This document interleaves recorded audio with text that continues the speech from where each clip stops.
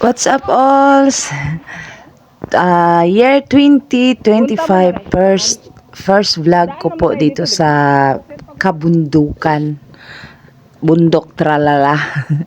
Nandito po ako sa Karka, South Lebanon. At papunta po ako sa St. John the Baptist, ang isa sa mga old church ng Lebanon, yung sa panahon pa ni St. John the Baptist, yung nag-spread siya ng Christianize sa bansang ito. At nandito siya sa pinakabundok. At yung simbahan na yon is sanctuary yun ng St. John the Baptist. So, papunta po ako doon while syempre naglakad-lakad kami. May dinadaanan kaming mga puno ng olives, mga old olives po. So, nagpicture-picture, video-video muna kami dito. Ang ganda talaga ng views. Pero ang lakas ng loob naming dalawa.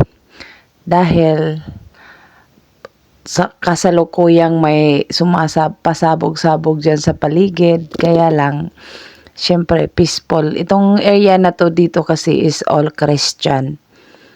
Christian pa. Tapos, wala pang gaanong nag-trip. Mayroon kaming nakita isang bus lang. So, kami lang ang Pilipina ng ate ko nung naglalakad dito.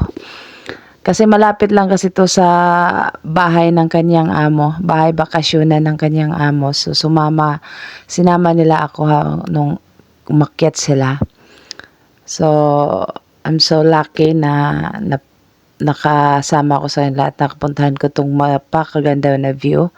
Kaya lang masyadong malikot. Pasensya na kayo guys kasi naglalakad. Pag maglalakad ako mag-video, malikot talaga yung magalaw talaga yung camera ko. Syempre cellphone lang ang gamit ko na camera. Kaya yan, nasasayang yung video kasi sa galaw ng ko. So nakakita kami dito ng mga tao, sundalo sila. Grupo ng sundalo at yung sa Tagalog yung nangangaso ay yung bang hunting, nangahunting sila ng mga animal creatures, animals. Basta yun, niyaya kami na gusto ba daw naming makita at magpicture doon sa nahuli nila. Mayroon daw to, 3 daw yung nakuha nila, kaya lang yung naakyat pa nila dito sa kalsada is isa pa lang. Yan, inaya kami ng kape, ayaw ko nang magkape, ang kulit, painumin kami ng kape. Iayaw ko. Ayan, lakas ng loob namin mga lalaki yan eh. Ang iba sundalo, iwan ko mga rebelde. Excuse me sala. Joke lang, siguro yan lang talaga ang trabaho nila. Tapos, yan, natakot ako, nahawa ako. First time kong nakakita ng ganito na baboy. Yung bang, wild boar. Ayan, tapos kinatay nila. Nagka-wrinkles tuloy yung mukha ko sa takot. Tapos, first time ko kasi nakakita ng ganyan. Ayan Inayos pa ni tatay para daw mapicture namin. Ayan puso nilang hawakan namin, kaya lang ayaw ko. Natatakot ako. Kaya excuse me po sa mga nanonood na mga parehas lang po tayo ng nararamdaman. Pero kinukuha nila talaga yan. Kasi sa baba kasi niyan malaking ilog. Saka ang ingay ng aso. Kaya lumayo-layo na ako. Kasi bata pa yan, biik pa yata yan. Ganyan pala ang wild boar, parang daga na parang baboy na hindi ko siya magets ng ganon. Tuwang-tuwa sila sa amin. So naglakad na naman kami pabalik. Salamat kami. At wala akong makita dyan, malabo ang mata ko sa sobrang init at wala akong dalang salamin. Sobra talaga ang init niya. Nagka-wrinkles ang aking face lock sa init. Tapos, yan, punta kami sa Bolivar Shrine ng St. John the Baptist. So, lakarin namin to ng hanggang sa maabot namin yun. Medyo malayo-layo din yung lakad namin. Kaya lang, nag-enjoy kaming dalawa ni ate. Ganito kaganda ang bundok, kalsada nila dito sa bundok. Ang paligid talaga, nature. Tapos, feeling mo, malapit ka na sa langit. Tingnan mo, ang mga clouds, parang ang baba-baba ng clouds. Pero, sa yung panahon pa na ni Jesus na naglalakad-lakad pa si Jesus sa kabundukan para mag-spread ng Christianity. Dito, isa tong Lebanon, isa tong bundok na to na nilalakaran niya.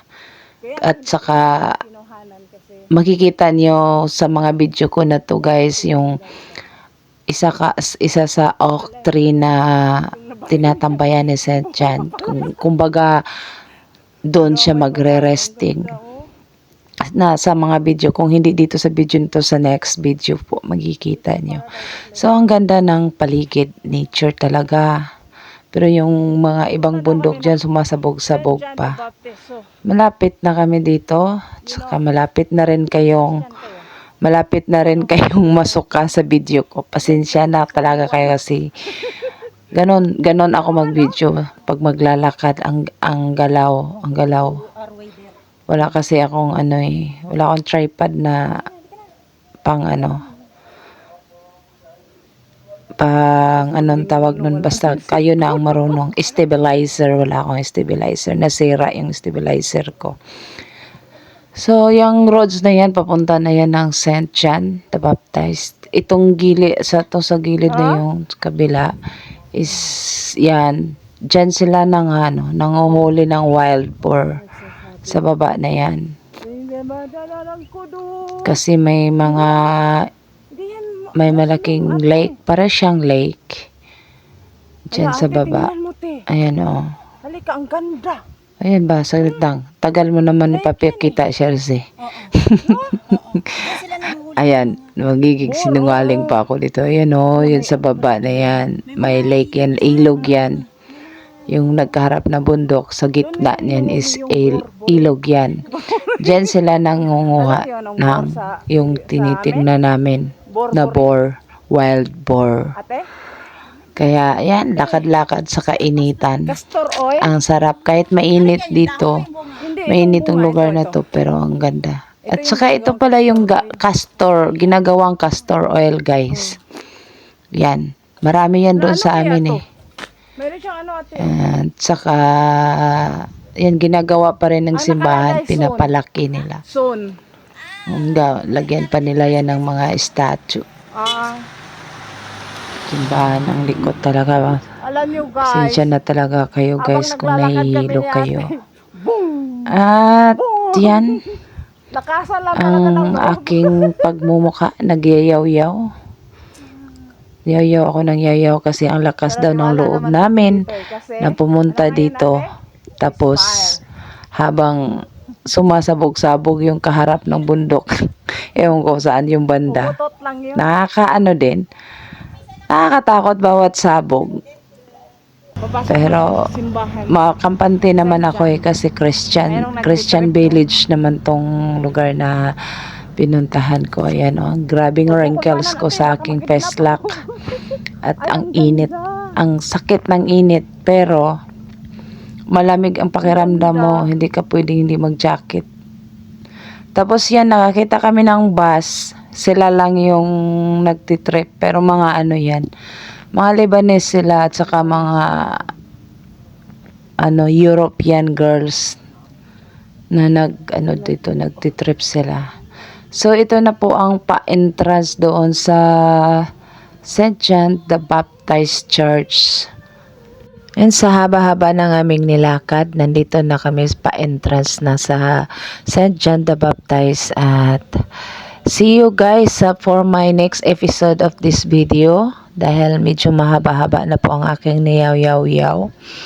At samahan niyo ako sa mga videos ko na to. At marami pa pong mga karugtong nito. Kaya maraming salamat po sa suporta niyo guys at sa lahat-lahat po na nanonood ng video na to.